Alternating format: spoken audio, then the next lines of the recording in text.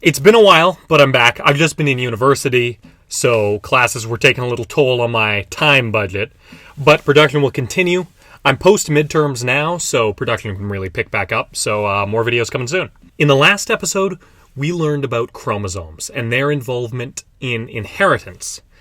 But one thing that we did not specifically discuss is how chromosomes actually inherit. And this, by the way, is quite interesting. It affects what traits organisms end up having, and therefore affects evolution. So essentially, the process that determines how chromosomes pass from parents to offspring is called meiosis. Before we explain meiosis, though, I need to clarify the prerequisites for meiosis. As you may know, during reproduction, a male organism provides a single cell called a sperm, and a female organism provides another single cell called an egg or ovum. These two cells merge together and create a zygote, which is essentially the earliest form of embryo. But the question is, what is actually happening when a sperm and ovum, egg cell, come together? How is it decided what genes come from what parents? So let me explain in more detail. As we learned last time, humans have 46 chromosomes, categorized into 23 pairs. The interesting thing about sperm and ovum cells is that they both only have 23 chromosomes. So to make a full human 46, the two cells merge in a process called fertilization. Now, to introduce a new terminology, a cell with 46 chromosomes, like any standard human cell, is called diploid. And a cell with only 23 chromosomes, which is only sex cells like sperm and egg, are called haploid. So di, like two, for diploid, and hap, like half, for haploid. But here's the thing. It seems most obvious that a sperm cell simply has 50% of its father's chromosomes, and an egg cell just has 50% of its mother's chromosomes. But the interesting thing is that through the process of meiosis, sperm and egg cells can actually have chromosomes that are not exactly identical to the organism, the parent, that produced them. So now that we've got that out of the way, let me explain what meiosis actually is. So usually, the ways cells reproduce is a process called mitosis. That's where one cell simply splits into two identical copies of that cell. This happens in humans all the time, where things like skin cells copy themselves to heal injuries or just for general upkeep of your skin. So during mitosis, a cell will be normal, that's diploid, meaning it contains all 46 chromosomes, and then split into two copies. And both of those copies are also diploid. They contain all 46 chromosomes, exactly the same as the parent cell. But meiosis is more complicated and involves multiple steps, not just splitting. So let me go over it and explain its implications. And bear with me on this, because it's a complicated process to learn. I had trouble getting it all down. But it's not so hard once you get the hang of it. Just focus for a moment, and I promise it'll come clear in a second. So meiosis is grouped into two stages, each with 4 steps.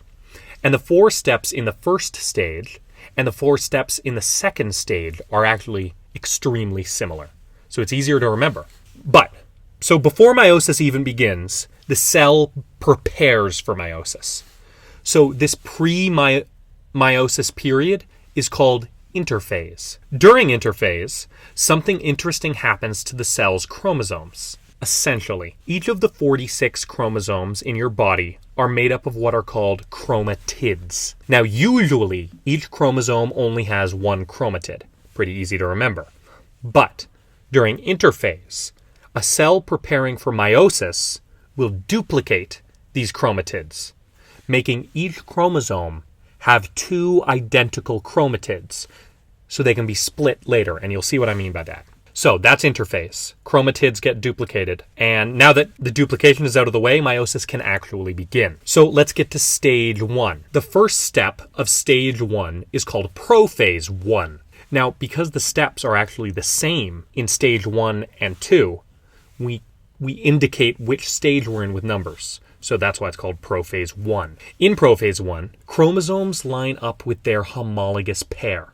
A homologous pair is the other chromosome in the same set. So remember how I said humans have 46 chromosomes, and those are grouped into 23 sets.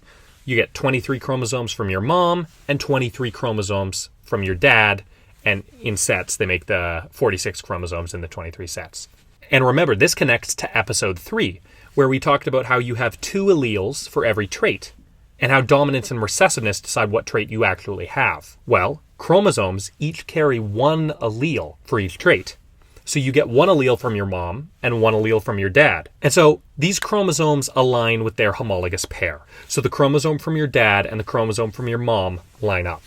Then they do something really interesting. Hi guys, I'm here in the edit, and I'm going to show you just one pair of chromosomes for the next concept, because I think that just is the best way to visualize that. So keep it in mind as you watch. Thank you so much. With one of your newly duplicated chromatids from each chromosome, they perform an action called crossing over. This is where a chromatid swaps part of itself with the other, creating a new chromatid that's part maternal and part paternal DNA. That means it contains DNA from your mom and from your dad in a new chromatid. If that's not clear, let me show you how this might actually play out. Let's say you got a chromosome from your dad, and that coded for blue eyes and blonde hair. And you got a chromosome from your mom that coded for brown eyes and brown hair. Now, with crossing over, you'll have 2 new chromosomes. One that programs for blue eyes and brown hair, and one that programs for brown eyes and blonde hair. So you can have combinations that your parents never had, meaning your offspring can have a trait set that might not have been possible before. The second step of stage 1 is called metaphase. And this one is essentially just the chromosomes that have come together with their homologous pair line up in the middle of the cell, ready to be pulled apart. Essentially, cell organelles called centrioles send out these rope-like things called spindle fibers and attach them to the chromosomes to prepare to create 2 new cells by ripping apart these chromosomes. So the third step is called anaphase 1. The centrioles use the spindle fibers we just talked about to pull the chromosomes to opposite sides of the cell, separating the homologous pairs. And the final step of stage 1 is called telophase 1. Essentially, the chromosomes have successfully been pulled to opposite sides of the cell. So the cell undergoes a process called cytokinesis. And this just means that a single cell successfully splits into 2 new ones. Now that's it for stage 1. And stage 2 is actually extremely similar. And a lot less happens. So it's very quick to go over. Hi guys, post-production clarification here. And basically I said a lot less happens in Meiosis 2, and it's a lot quicker to go over. It is a lot quicker to go over, but it's misleading to say Meiosis 2 has a lot less happening. There isn't any crossing over in Meiosis 2, but aside from that, all the events of Meiosis 1 happen in Meiosis 2. So it's wrong to say Meiosis 2 has a lot less happening. Anyway, I was just kind of incorrect there, so I wanted to clarify. The first step of stage 2 is prophase 2. Basically, the centrioles and spindle fibers just form again. In metaphase 2, the chromosomes in the cell are lined up in the middle. They aren't pairs anymore, just a single chromosome with 2 chromatids each. Anaphase 2 actually rips these chromosomes in half this time, splitting each chromosome into just its chromatid and bringing each group to the side of the cell. And in telophase 2, the cells once again split, resulting in 4 cells, each with only 23 chromosomes instead of 46. Now see, these haploid cells have exactly half the genetic information a normal cell has. So, when they come together during fertilization, they create a full human genome. And the interesting thing is that each of these 4 cells, these gametes, are genetically unique. The crossing over makes this so, because 1 is fully your father's DNA, 1 is fully your mother's DNA, and 2 are unique mixtures of your father and mother's DNA. Okay, those are all the steps of meiosis. Now, if you still don't get it, that's okay. Let's just follow 1 chromosome pair for a second, so we can get a better picture of exactly what's happening during meiosis. And then we can see the 4 gametes that were created from 1 cell. In interphase, before meiosis begins, it duplicates its chromatids. So each chromosome in this pair has two identical copies of the same information.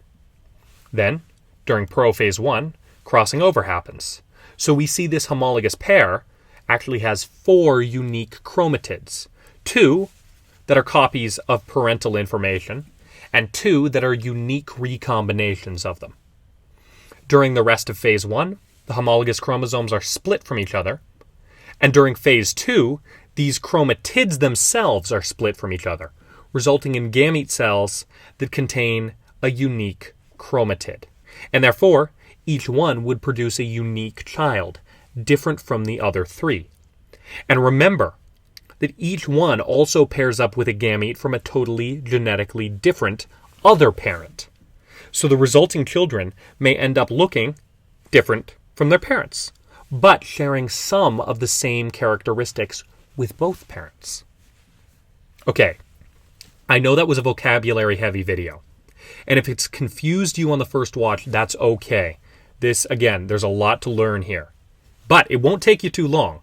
Just watch the video thoroughly, and I'll post some extra help in the comments and answer any questions you might have. Thank you for watching this episode, guys. Next one coming real soon, and see you then. Thank you so much.